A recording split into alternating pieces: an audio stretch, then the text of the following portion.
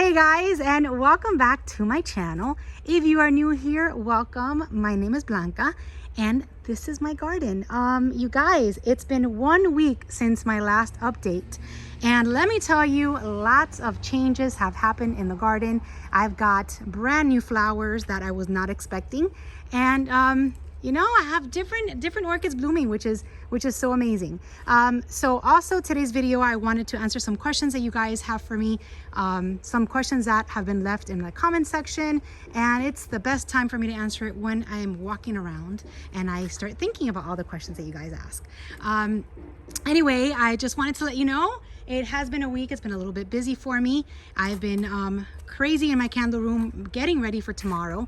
I will be at a heavenly garden down in South Florida in the Redlands area with my candles tomorrow. I am also going to be visiting that nursery. I will make a video, see what they have.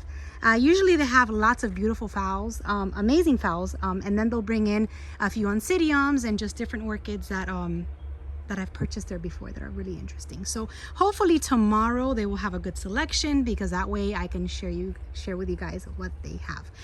So if you're local and you want to swing by, I'll be there from 10 to 4 at Heavenly Garden in South Florida in the Redlands area. Anyway, let's get started with this walk. So right in front of me, I've got my Shamburgia, which has, oh, there goes my puppy. So out of all the puppies that I've ever had and all the dogs I've ever had, none of them have been more interested in biting orchids like her. That's Romy right back here, and every once in a while I have to stop her because she's wanting to chew on my orchids. So anyhow, my Shamburgia, you guys, look at this huge spike. It is, I want to say it's getting almost to 3 feet tall. I cannot wait for it to bloom. It is the first time that any of these orchids have bloomed for me. The other one I have attached, it's in one of my oak trees, does not get enough sun. And as you can see, this one is in full sun. Another thing, today's video, I'm actually filming it at 12 o'clock in the afternoon because I want to show you guys how hot and how much sun my orchids get, and that's a question you guys always have. I'm scared to mount them. Are they gonna fry? Are they gonna get damaged? You know, as far as dendrobiums and phalaenopsis and some oncidiums go, they're pretty tolerant to the hot temps, especially dendrobiums. I mean, they love it out here. This one here is in full sun, I have to tell you, all day long. And look at all the buds that she's gotten. This one I got from Carmela Orchids about a year ago. In April, it's gonna be a year. She came in a box. I have her here inside a clay pot. And it's one of the orchids that I have that is not mounted. Probably one of the only 2 or 3 dendrobiums that I don't have mounted. And she does amazing. And she's in full sun. I live in South Florida. The temperatures out here, look at this, are extremely hot, and anything that is attached does pretty well. So I am going to walk you guys around, and I'm coming over here. There's my hello. I'm coming over here because I want to show you this amazing Dendrobium Nobly. I got it a few years ago around this time. I call it the perfect Easter orchid. Look at how beautiful. Of course, I have no tag. A lot of times I attach these guys and the tags disappear. But it is a beautiful Dendrobium Nobly. It is like a pastel, kind of white with little trims of purple. And look at the beautiful show. Now this one here, I'm gonna try to get in here. This one here I did attach upside down, and it's managed to go, which is what happens to my Noblies. They all go towards the sun, so they all kind of go up. But look at the show. It is beautiful. And like I said, I mean, she is in a more shaded area. Over here, she's not directly in the full sun, and I kind of attached her on purpose, just because if I attach her on the other side, see how she gets all that afternoon sun? So that I did on purpose. I wanted to attach her more in the shady area, and you can do that as well. I always try to keep them whenever I attach in a shaded area, but you know, sometimes they just go where they go, and they do okay. I mean, look at this one. This one is very similar to the one that I have in the pot. And then this Nobly is in full sun, and look at all the buds that she has there. So one of the answers to your questions is, will they fry? And here you go, full sun for my dendrobiums, and they're doing amazing. Same thing goes for most of my phals, and I'm gonna show you really quick. I mean, these here are kind of like in a shaded area, just because all these palms have grown. They're doing fantastic. You guys always ask how often I water them. Anything that I have mounted on my palms, they get watered when it rains. I never come out here, hardly ever. I mean, unless it's like a drought, I'll water them. And look at this beautiful purple. And that one's getting, that one's getting a little beating on the sun right now. So like I said, it's a little bit past 12. Maybe it's almost close to 1 already. You can get an idea what happens around this time, how they get all that sun. Now the leaves, it's very hard for them to stay perfectly green, especially when the sun is hitting them. The leaves do get a little bit of damage. Oh, and that's like me crunching on some palms there. Look at that beautiful flower right there, and that one right there. So it is normal for the leaves to get some type of burn. They are out here, and if you guys are familiar with South Florida, it's excruciating hot almost all year. Here we've got another white phal growing right over here. And there's my vanilla orchid, and then I've got more dendrobiums right on this side. All right, another question you guys ask is what I fertilize with.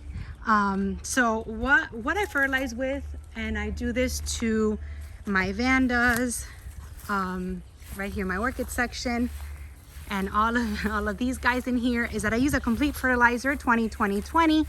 I add some seaweed kelp every other week and some Epsom salt. And I try to do this on a weekly basis, even though I've been a little bit, I've been slacking on the fertilizing, I'm not gonna lie. It's just been a little bit crazy around here. It was cold. Now we're back to our normal temperature, so hopefully I'll get back into my fertilizing routine. And I am seeing a big difference. When I would fertilize religiously, of course, my orchids were doing so much better. You're looking at a Cattleya. This one's been in bloom for a while. This is my golden nugget. I'll just show you the tag in case you've missed my other videos and this is the first time you watch. So it's a BLC Fuchs Orange Nugget Leah, and she's gorgeous. I wish she was fragrant, but she's not. And then of course, admiring her blooms, I discovered that I have an orchid here that is budding up. Now, I had the tag for this one and I don't know what happened to it, but I know that I attached this orchid right here when I had it under my terrace. And if I think it's the orchid that I think it is, when she blooms, I'm gonna be so happy. So it's like a white, it's a dendrobium, but it's a white, kind of looks like an egg yolk. You guys probably know what I'm talking about. I think this is it. I'm so excited. So that's a surprise that is brand new. Is this little orchid here starting to bloom. Another surprise, which is actually huge, is that my Maxillaria tenuifolia is in bloom, and I don't know how I missed this. I really don't. So if you guys are not familiar with this orchid, this is a Maxillaria tenuifolia, which is a coconut orchid. Smells like pina colada. I love this orchid. I was not expecting it to bloom this early. Normally it blooms late March and probably April and May. And look at all the flowers. I mean, I am like so happy. So I have had her for a few years, and I've had her in different locations, and she just blooms everywhere I put her. So before I had her in this orchid section, she was hanging from my oak tree, and she loved that. And then now she's here and she's bloomed again, so I guess she loves that too. So Maxillaria tenafolia for me, you guys, is in bloom. How are you guys doing with yours? I love this orchid. For those that don't like coconut smell, do not get this one because, oh my goodness, smells delicious. So if you don't like coconut, it's probably not the good orchid for you to get because she does smell very, very strong. But if you do, it's like a pina colada. Oh my goodness, I love this orchid. And she's got, I think, like over 20 something blooms. So that was a huge surprise. Another surprise, gasp! Hello, my encyclia is with spike. And this is a new one for me. My encyclias have never, ever bloomed. I've had this one, I want to say, for about 3 years. This is the first time I see a spike, which I guess she likes where she's at. This is an encyclia roughly pertuse.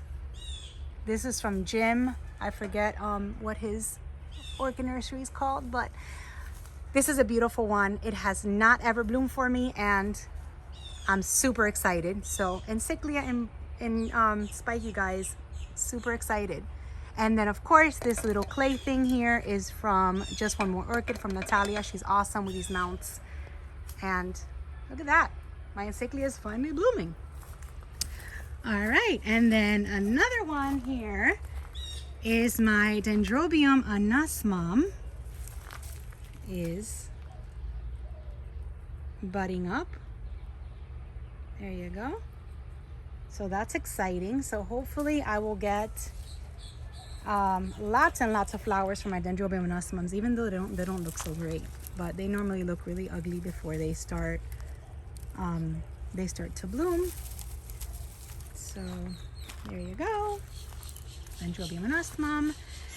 And then of course I walk over here and I see this poor little fowl. Look at that, barely hanging on. I mean, do you see it? It's like falling off the tree, barely hanging on.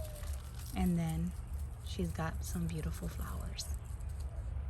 So there you guys go. The questions on the mounting of the fowls, you guys are very hesitant to put them up. I mean, if your climate is suitable to have them, if you don't get freezing temperatures and nothing too crazy below 50 degrees, I would say most of the year, try it. I mean, hang one and see what happens.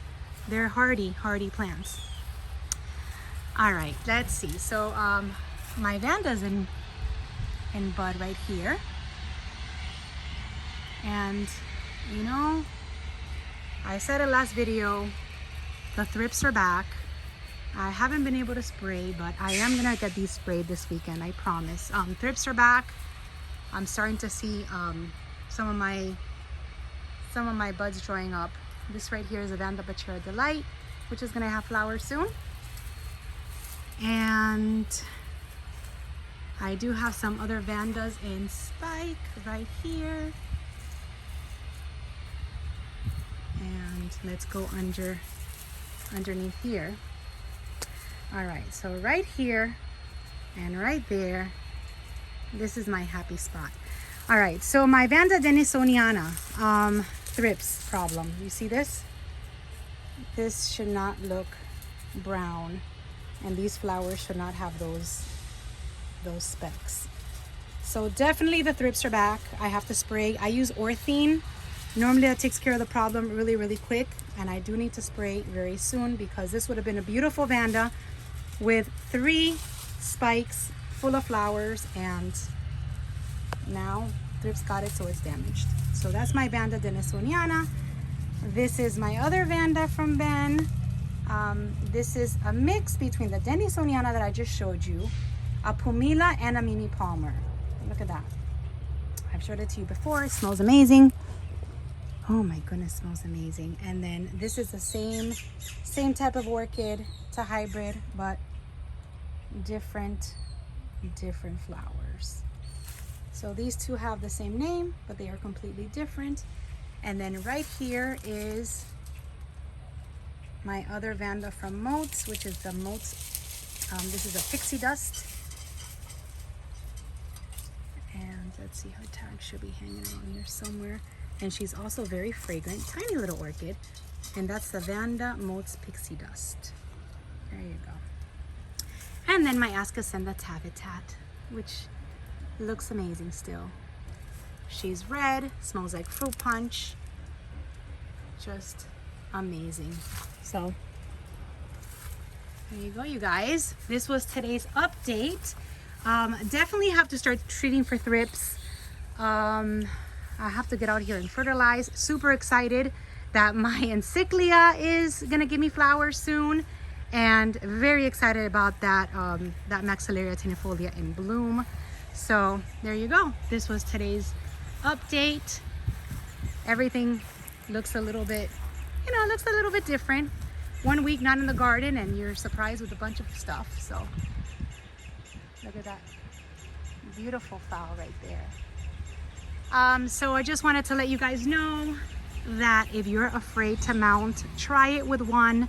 You don't want to mount everything and then have it not work for you. But I would definitely try with one. Don't be scared. They're resilient.